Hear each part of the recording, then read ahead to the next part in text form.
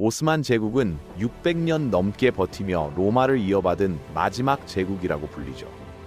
하지만 이 거대한 제국이 어떻게 무너졌는지 사람들은 의외로 정확히 알지 못합니다.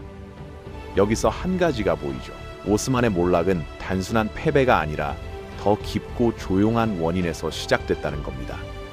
오늘 우리는 역사가 숨겨온 그 진짜 원인을 따라가 보려 합니다. 교과서가 말하지 않는 이야기, 전쟁과 패배 이면에 숨어 있던 구조의 균열, 그리고 제국 내부에서 조용히 자라난 문제들을 들여다보면 완전히 다른 그림이 보이게 될 겁니다. 많은 사람들은 오스만 제국의 몰락을 유럽이 강해져서 전쟁에서 졌기 때문에라고 단순하게 설명합니다. 하지만 그런 설명은 표면만 어루만진 것이죠. 진짜 이유는 훨씬 깊고 훨씬 오래전부터 제국을 침식해왔던 겁니다. 핵심 질문은 간단합니다. 오스만 제국은 왜 무너졌는가가 아니라 언제부터 이미 무너지고 있었는가입니다. 여기서 한 가지가 보이죠. 오스만의 붕괴는 마지막 순간에 터진 사건이 아니었고 황금기 속에서도 이미 시작되고 있었다는 사실입니다.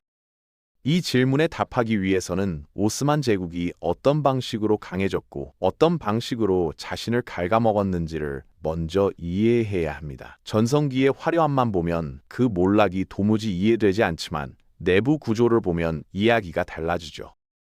요컨대 오스만 제국의 몰락은 단 하나의 사건 때문이 아니었습니다. 전쟁 패배, 민족주의, 유럽 열강의 압력은 모두 표면적인 요인이었을 뿐입니다. 그 아래에는 제국의 뿌리를 조금씩 약하게 만드는 훨씬 근본적인 문제가 있었던 겁니다. 이제 본격적으로 오스만 제국 내부에서 벌어지고 있던 변화를 들여다보겠습니다. 오스만 제국의 시작은 그 자체로 역설적입니다. 한때는 초원에서 방황하던 유목민 집단이었지만 아나톨리아의 권력 공백을 기회로 삼아 빠르게 세력을 넓혀갔죠. 이 과정에서 오스만은 유연성이라는 강점을 갖게 됩니다. 유목민족이 가진 장점은 고정된 틀에 얽매이지 않는다는 것이었죠. 초기 오스만은 필요하면 비잔틴식 제도를 가져오고 필요하면 이슬람권의 행정을 받아들이며 제국을 확장했습니다. 이런 융합 능력이 초기의 성공을 가능하게 했던 겁니다. 하지만 여기서 묘한 아이러니가 생깁니다. 오스만 제국의 몰락은 바로 이 유연성을 잃는 순간부터 시작됐다는 점입니다. 제국이 커지면서 점차 관료와 귀족 계층이 고착화됐고 새로운 것을 받아들이는 속도가 느려지기 시작한 겁니다. 초기의 오스만은 변방의 작은 집단이었기 때문에 필요하면 모든 것을 바꿨습니다. 하지만 제국이 어느 순간 강대국이 되자 그 강점이 사라지기 시작했습니다. 여기서 한 가지가 보이죠. 강대국이 된다는 건 동시에 변화를 두려워하게 되는 과정이라는 겁니다. 전성기의 오스만은 종종 관용의 제국으로 불립니다. 다양한 민족과 종교가 함께 살았고 큰 갈등 없이 유지되었죠. 이 관용은 제국을 확장시키는 강력한 도구였고 주변 국가들과 비교할 수 없는 사회적 안정성을 제공했습니다. 하지만 이 관용이 시간이 지나면서 다른 문제로 바뀝니다. 전성기 이후에는 관용이 아니라 느슨함과 안일함으로 변했고 내부의 다양한 집단들이 각자 이익을 챙기기 시작했죠. 제국의 중심은 더 이상 단단한 통제력을 유지하지 못했습니다. 특히 중요한 문제는 군사력의 변화였습니다. 오스만 초기에 만들어진 예니체리는 제국의 심장과 같은 군대였고 술탄에게 절대 충성하는 엘리트였죠. 하지만 시간이 흐르면서 이들은 점차 특권 계급으로 변질됩니다. 예니체리는 원래 전장에서 두려움을 모으던 무적의 보병이었습니다. 하지만 후대로 갈수록 훈련은 약해지고 전쟁이 아닌 정치에 개입하기 시작했죠. 결국 국가의 근육이 아니라 국가를 흔드는 내부 세력으로 변해버린 겁니다. 이 예니체리의 타락은 제국의 몰락을 가속한 결정적인 요소였습니다. 모든 국가에서 군대가 타락하면 국가가 흔들리듯 오스만 제국에서도 예니체리는 더 이상 제국을 지탱하는 힘이 아니었죠. 오히려 제국의 발목을 잡는 존재가 되었습니다. 하지만 역사가 잘 말하지 않는 건 이런 변화가 전성기 한가운데에서 이미 시작됐다는 점입니다. 술탄 술레이만의 치세처럼 제국이 가장 강력해 보일 때조차 내부에서는 균열이 조금씩 자라고 있었던 겁니다. 즉, 오스만의 몰락은 외부의 공격 때문이 아니라 내부에서 서서히 자라난 구조적 문제가 원인이었습니다. 겉에서 보면 거대한 건물이 잘 서 있는 것처럼 보이지만 기둥 안쪽은 이미 썩고 있던 셈이죠. 그 구조적 문제는 크게 세 가지로 나눌 수 있습니다. 첫째는 군사력의 정치화, 둘째는 부패한 관료 체계, 셋째는 경제 기반의 약화였습니다. 이 세 가지가 합쳐지며 제국은 스스로 움직일 힘을 잃기 시작했습니다. 먼저 군사력 문제를 보겠습니다. 오스만 전성기 이후 예니체리는 더 이상 국가를 위해 싸우지 않았죠. 이들은 개혁을 막고 자신들의 권력과 이익을 지키기 위해 술탄까지 위협하는 존재가 되었습니다. 제국의 중심이 흔들리기 시작한 겁니다. 두 번째는 관료 체계입니다. 초기에는 능력 중심으로 인재를 끌어들였지만 시간이 지나면서 관직은 특권층의 소유물이 되었죠. 관료들은 세금을 투명하게 걷지 않았고 지방 세력은 중앙의 통제를 무시하기 시작했습니다. 이 말은 곧 제국의 행정력이 더 이상 제국 전체를 장악하지 못했다는 뜻입니다. 이 지도처럼 넓고 다양한 지역을 다스리려면 유능한 행정이 필수였지만 오스만은 점차 그 힘을 잃게 된 겁니다. 세 번째로 경제 문제를 볼 수 있습니다. 오스만 제국은 한때 실크로드와 지중해 무역의 핵심이었지만 신항로의 개척으로 세계 무역의 중심은 바다로 이동했죠. 이 변화는 오스만 경제를 뒤흔들었습니다. 제국은 목줄처럼 쥐고 있던 무역 루트를 잃기 시작했고 유럽은 신대륙의 은을 통해 경제력을 폭발적으로 키웠습니다. 반면 오스만은 화폐 가치가 흔들리고 세금은 제대로 거치지 않기 시작했죠.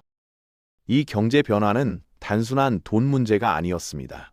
경제 기반이 흔들리면 군대도 약해지고 관료 체계도 부패하고 지방의 통제력도 떨어지기 마련이죠. 여기서 한 가지가 보이죠. 제국의 몰락은 서로 연결된 무너짐이었다는 겁니다.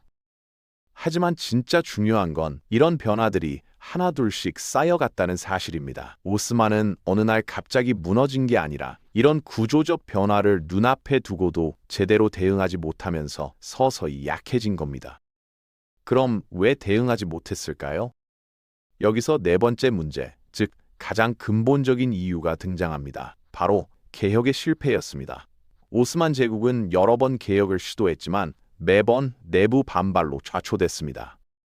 개혁을 하려면 기득권층의 반발을 이겨내야 합니다. 하지만 오스만에서는 예니체리, 귀족, 관료, 심지어 종교 세력까지 모두 변화를 반대하는 집단이었죠. 이런 상황에서 개혁은 거의 불가능했을 겁니다.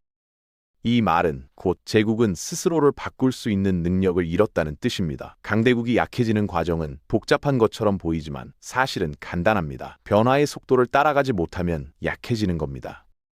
오스만 제국도 예외는 아니었습니다. 전성기의 자신감과 관성, 그리고 기득권층의 이익이 개혁을 가로막으면서 제국은 한 발자국씩 뒤처지기 시작했습니다. 겉으로는 여전히 강해 보였지만 내부에서는 이미 힘을 잃고 있었던 거죠. 이와 같은 내부 구조의 문제는 결국 외부의 충격이 왔을 때 제국이 버티지 못하는 원인이 됩니다. 17세기 이후 오스만은 러시아, 오스트리아, 서유럽 국가들과의 전쟁에서 점점 밀리기 시작했죠. 특히 러시아의 남하 정책은 오스만에게 치명적이었습니다. 흑해와 발칸 지역에서 여러 차례 충돌이 있었고 거의 모든 주요 전쟁에서 오스만은 패배했습니다. 이는 제국의 국제적 위상을 크게 흔들어 놓았죠. 전쟁에서의 패배는 단순한 영토 상실이 아닙니다. 전쟁은 자원, 인력, 경제, 사기를 모두 갉아먹죠. 오스만은 전쟁을 할수록 피폐해졌고 내부 개혁은 더 어려워졌습니다. 악순환이 계속된 겁니다. 제국 내부의 균열과 외부의 압박이 겹치면서 오스만은 점점 더 좁은 공간에 몰리기 시작했습니다. 발칸 지역에서 민족주의가 폭발하며 독립운동이 일어났고 제국은 더 이상 그들을 붙잡을 힘이 없었죠. 이 발칸 민족주의는 오스만 몰락의 마지막 단계를 가속시킨 요인이었습니다. 하지만 여기서 중요한 건 이 민족주의가 원인이 아니라 결과라는 점입니다. 제국이 이미 약해져 있었기 때문에 이런 움직임이 가능했던 겁니다. 그렇다면 다시 질문이 시작점으로 돌아오죠. 오스만 제국의 진짜 몰락 원인은 무엇이었을까요? 표면적으로는 전쟁, 민족주의, 열강의 간섭이지만 그 아래에는 훨씬 중요한 문제가 있었습니다. 바로 제국의 경직성이었습니다. 한때 세계에서 가장 유연했던 제국이었지만 시간이 흐르면서 고착되고 관료화되고 변화를 두려워하는 구조로 바뀐 겁니다. 강점이 약점으로 뒤집힌 순간이었죠. 이 경직성은 군대부터 관료제, 종교 권력, 지방 행정까지 제국의 모든 곳에 스며들었습니다. 변화는 위험으로 간주됐고 개혁은 반발을 샀고 새로운 시대와 맞지 않는 제도들은 그대로 남아 있었습니다. 이것이야말로 오스만 제국의 몰락을 설명하는 가장 근본적인 키워드였습니다. 변화하지 못하면 과거의 영광은 더 이상 의미가 없죠. 제국은 느리게 그러나 확실하게 약해지고 있었던 겁니다. 이 구조적 경직성이 어떻게 제국의 마지막 100년을 결정지었는지, 그리고 제1차 세계대전이라는 거대한 파도가 어떻게 제국을 끝내 무너뜨렸는지 이어서 살펴보겠습니다. 이제 우리는 19세기와 20세기 초로 들어갑니다. 바로 이 시기부터 오스만 제국의 몰락은 더 이상 막을 수 없는 흐름이 되었죠. 하지만 여기서 한 가지가 보이죠. 이 시기의 사건들은 갑작스러운 위기가 아니라 앞서 이야기한 내부 경직성이 만들어낸 결과였던 겁니다. 19세기로 들어가면 오스만 제국은 더 이상 세계의 중심이 아니었습니다. 유럽은 산업혁명을 통해 군사력과 경제력을 압도적으로 끌어올렸고 오스만은 그 속도를 따라가지 못했죠. 제국은 이미 한 세대, 두 세대 뒤처진 상태였습니다. 이 차이를 줄이기 위해 오스만은 여러 번 개혁을 시도했습니다. 대표적으로 탄지마트 개혁이 그렇죠. 법, 행정, 군대, 교육을 유럽식으로 정비하려는 시도였습니다. 얼핏 보면 제국이 변화를 시작한 것처럼 보입니다. 하지만 여기도 문제는 내부에 있었습니다. 탄지마트 개혁의 방향은 맞았지만 제국 전체가 이를 받아들일 준비가 되어 있지 않았던 겁니다. 여기서 한 가지가 보이죠. 개혁은 제도가 아니라 문화와 권력 구조까지 바꿔야 한다는 점입니다. 지방의 영주와 종교 권력자들은 개혁을 자신의 특권을 침해하는 위협으로 봤고 예니체리와 기득권층은 군제 개혁을 노골적으로 반대했습니다. 결국 개혁은 반쪽짜리가 되었고 제국 전체에 뿌리 내리지 못했죠. 이 반쪽 개혁은 오히려 더 큰 혼란을 불러옵니다. 변화는 시작됐지만 완성되지는 않았고 옛 제도와 새 제도가 뒤섞이며 제국은 더 복잡하고 더 불안정한 상태가 되었죠. 겉으로는 근대화된 것 같았지만 내부는 전혀 아니었습니다. 이 시기에는 또 다른 문제가 터집니다. 오스만 제국의 세금 시스템이 경제 변화를 따라가지 못한 것이죠. 산업화된 유럽 경제와 경쟁하려면 새로운 경제 기반이 필요했지만 오스만은 여전히 농업 중심의 체계를 유지하고 있었습니다. 무역은 유럽 기업들에게 잠식당했으며 제국의 재정은 시간이 갈수록 악화됐습니다. 나라 곳곳에서 외채가 늘어갔고 국가 재정은 유럽의 금융에 점점 더 의존하게 되었죠. 이건 제국의 주권을 약하게 만드는 심각한 변화였습니다.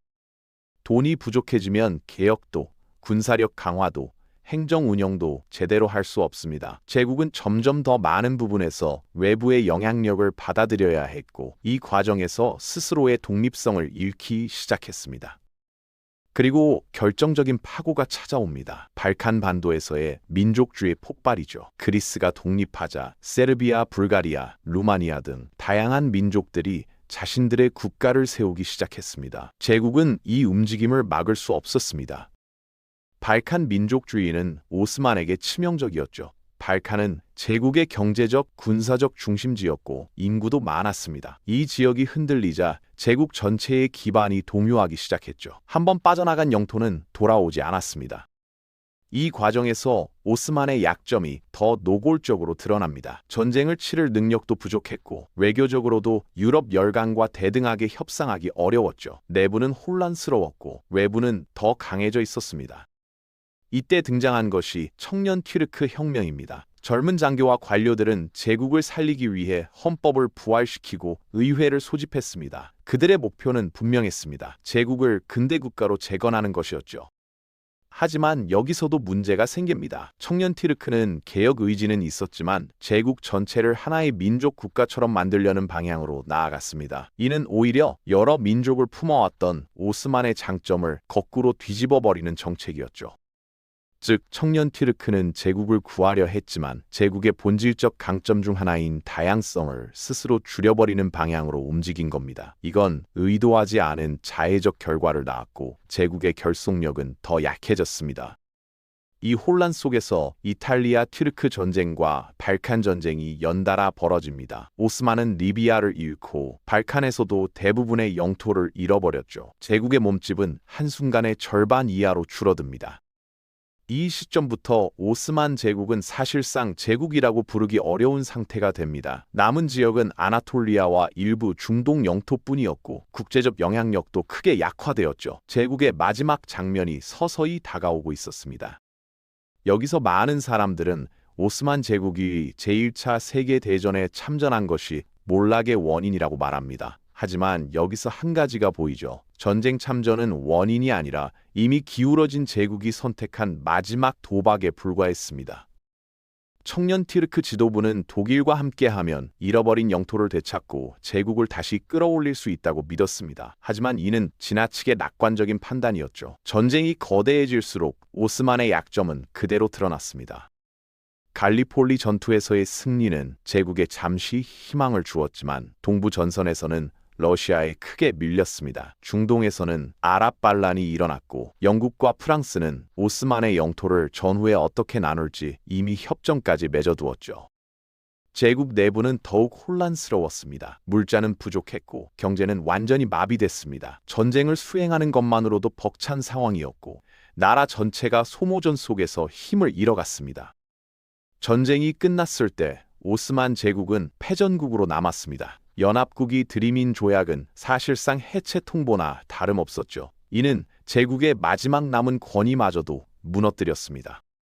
이때 등장한 인물이 바로 무스타파 케말 아타튀르크입니다. 그는 전통적인 제국 체제는 더 이상 유지될 수 없다고 보았습니다. 제국을 지켜내는 것이 아니라 새로운 국가를 만드는 것이 해답이라고 판단한 겁니다. 아타튀르크는 독립전쟁을 이끌어 아나톨리아 지역의 지배권을 되찾았습니다. 그리고 그는 제국의 구조를 완전히 해체하고 현대적인 공화국 체제를 세우려 했습니다. 이는 전통적인 술탄제와는 완전히 다른 방향이었죠. 그가 술탄제를 폐지하고 칼리프제까지 없애자 오스만 제국의 유산은 제도적 측면에서 완전히 역사 속으로 사라지게 됩니다.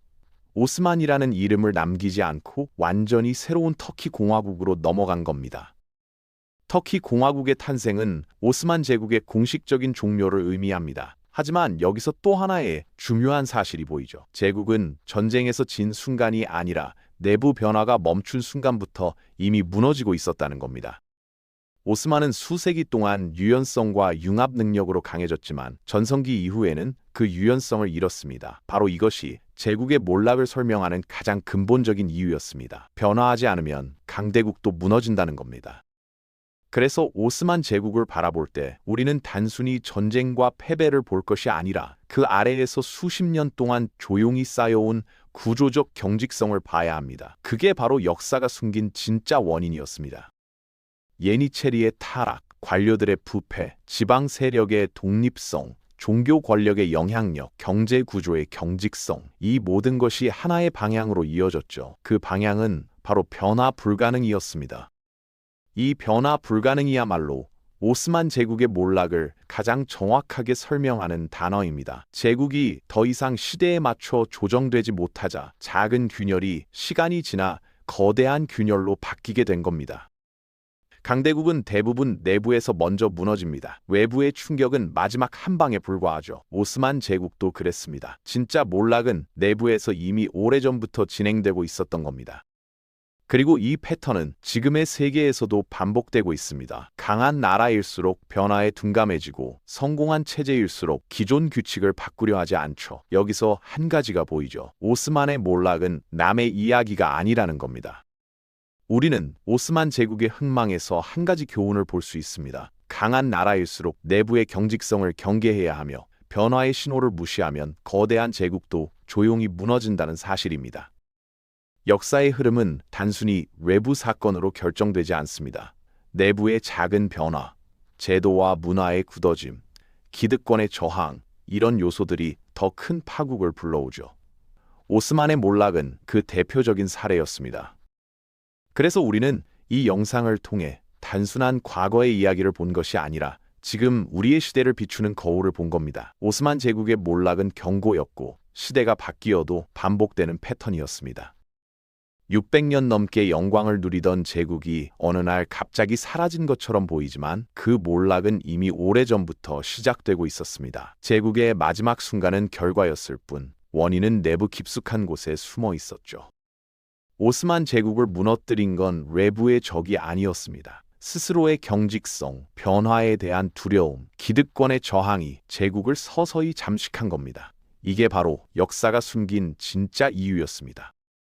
이제 우리는 제국의 흥망을 다시 바라볼 수 있게 되었죠. 오스만 제국의 몰락은 외부 충격이 아니라 내부의 구조적 변화에서 시작됐다는 사실을 이해하면 역사의 큰 흐름이 훨씬 더 명확하게 보입니다. 강대국은 외부의 공격으로 무너지지 않습니다. 내부의 변화가 멈추면 그 거대한 몸집도 언젠가는 흔들릴 수밖에 없죠. 오스만 제국의 사례는 이를 극적으로 보여주는 역사적 장면이었습니다.